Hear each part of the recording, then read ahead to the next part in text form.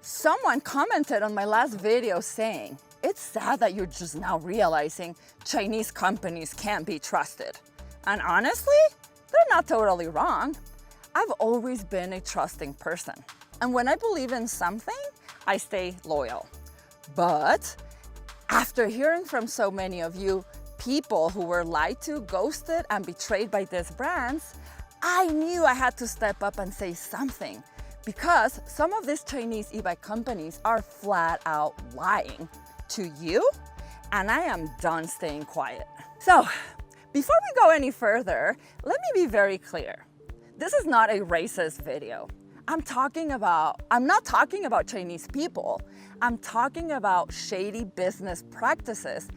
And unfortunately, a lot of them are coming from overseas brands that operate without accountability. And it's just not China. Easels was an American company, and they still ghosted their customers, broke promises, and ran off with people's money. But here's where the difference comes in. In American culture, loyalty means something, and so does accountability. If a US company lies to you, you can file a BBB complaint, request a chargeback with your credit card company, even take them to small claims court. But a lot of these Chinese brands, they don't fear any of that. They know they're thousands of miles away. They know US laws can't touch them, and they act like the rules don't apply. So that's what this video is about, protecting you from getting burnt. But before we dive in, let's roll the intro. So let's start something deeper than specs, loyalty. In American culture, when you buy from a company, you expect that if something goes wrong, they'll fix it. You expect real customer service. You expect loyalty to mean something. But in Chinese business culture, the focus isn't on loyalty to customers. It's about wangxi. I hope I'm saying it right, wangxi. It means internal relationships. And when something goes wrong, they're more concerned with saving face than owning their mistakes. That's why so many of these brands ghost customers. That's why they dodge complaints, ignore issues, and vanish when you need them most. Because they're not afraid of consequences. You can't sue them, you can't report them to BBB, you can't even find a phone number. They operate behind a wall of distance, and that's the plan. Now let's talk about the actual lies. These brands promise top speeds of 32, 35, or even 40 miles an hour, but when you get the bike, you can only get it to 28 miles an hour or less. They advertise 1500 watt motors, but most of the time they're pushing 1000 watts, if that. And then there's the range lies, which I'm sure a lot of you know. You'll see 60, 70, 100, 150 miles of range advertised, but it's based on the most unrealistic test conditions possible. Flat road, lightest rider, where I'm talking a 90-pound, 100-pound little Chinese lady, pedaling in the lowest pedal assist 1. In real world, you can cut those numbers in half. But the most dangerous lie, the UL certification. Brands like Tutio claim to be UL certified, but they list 2272, which is for hoverboard, like not even for bikes. They didn't even care to make their lie stick. You know what I mean? They just threw a whatever number. I just saw this on one of their e-bikes listed on Amazon. And then on their website, they have UL certification all over the website, but they don't have it because when you ask them what certification they have, they'll be like, they don't even know what to say. They don't even know what to say if it's, you know, the 2849 or if their battery has the 2271. So for an e-bike to be legit, it needs to meet the UL 2849, and that's going to cover the whole electrical system of the e-bike, and the UL 2271 is specific for batteries. Why does this matter? Number one, your safety. And also, cities like New York City are already cracking down banning e-bikes that don't meet those standards. There's a lot of like reputable e-bike shops that cannot sell e-bikes that are not UL certified. So yeah, this is really bad. So if a company is lying about that, what else are they lying about? Honestly, it blows my mind. I would never have thought that a brand would have the guts or the nerve to lie about something as big as those things that we just talked about. And just to be clear, guys, this isn't theoretical. I have proof. I've dealt with bike companies like Happy Run, I don't know, Happy Run Sports, I think it's the full name, who've ghosted buyers, sold bikes with battery problems, and even sent me a super rude email when I try to reach out. These brands will say anything to make a sale, and they disappear when the problems start. No customer service, no accountability, nowhere to turn. One of the most common complaints I hear from viewers is this: the company won't respond. I can tell you how many times I've heard this. These brands have no customer service, no phone number, no physical address, and if you get a response at all, weeks later, it's from a generic Gmail account with broken English and no solutions. They just go round and round in circles and they just don't provide a solution, okay? So there's no return process, no real warranty support, and no way to hold them accountable. So let's say that your e-bike is still under warranty. Some of these companies don't even honor that. They'll make up whatever excuse like, oh, you removed a sticker from the battery, or we don't cover that specific component under warranty. I've heard a lot of that. It happens a lot from very shady companies, of course.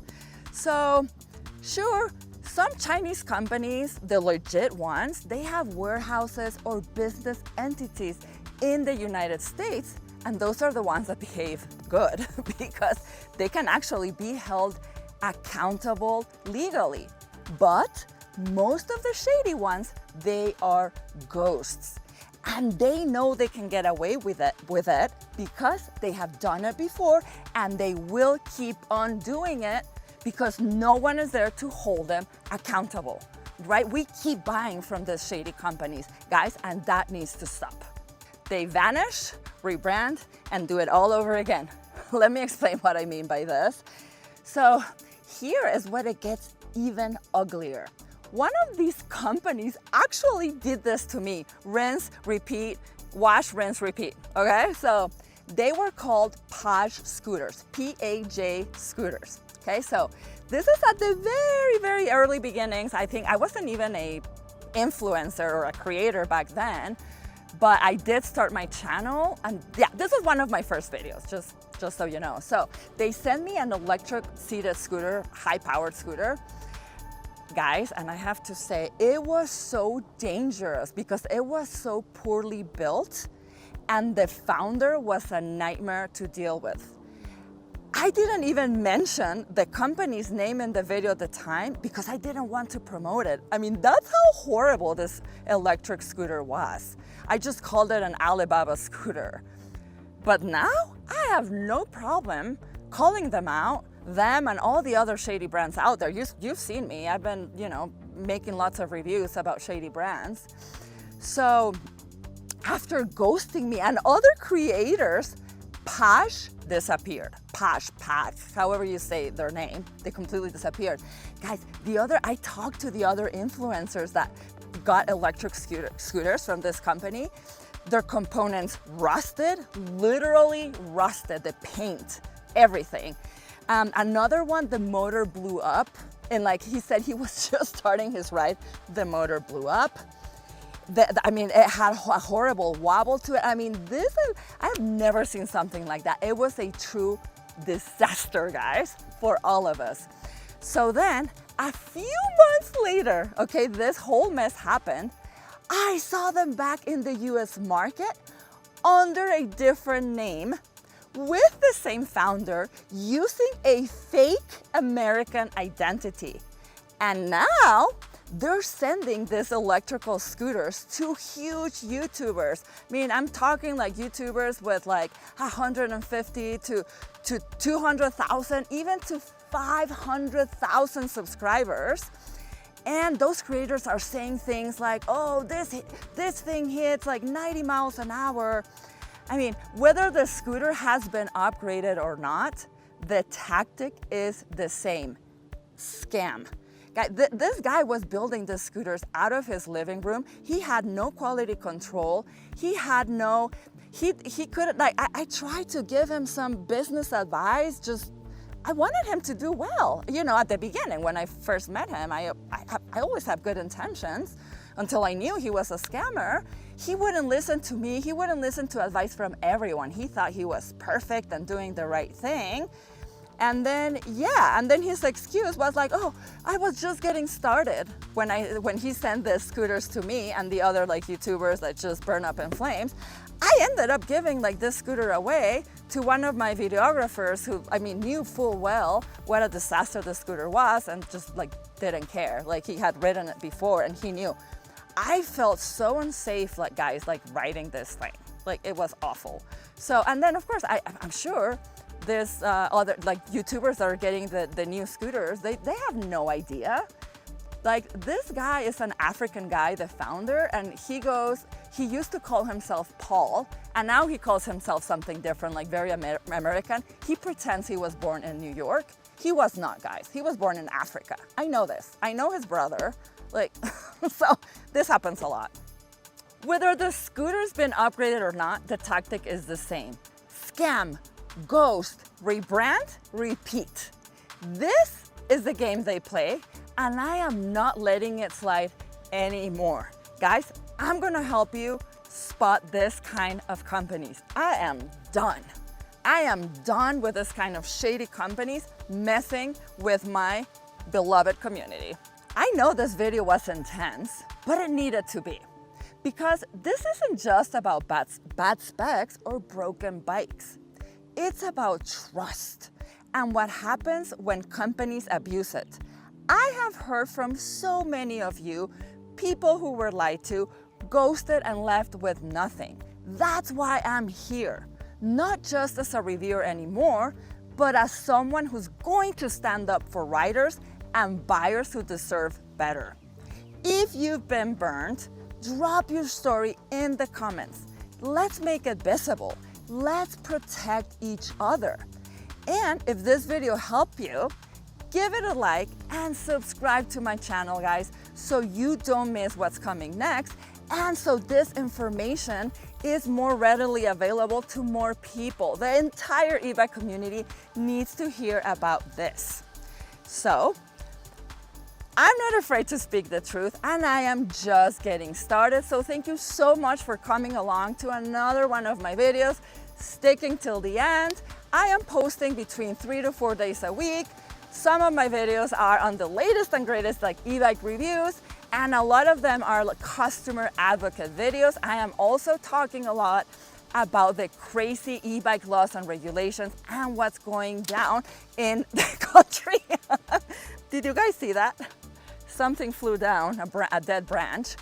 So what's happening in like New York and California and all of that. But guys, I will be seeing you very soon, back for another video. Don't ever let anyone intimidate you from riding your e-bike. Enjoy it, use it, and I'll be here supporting you all along. Always remember, whatever you're doing, happy riding! Stay safe.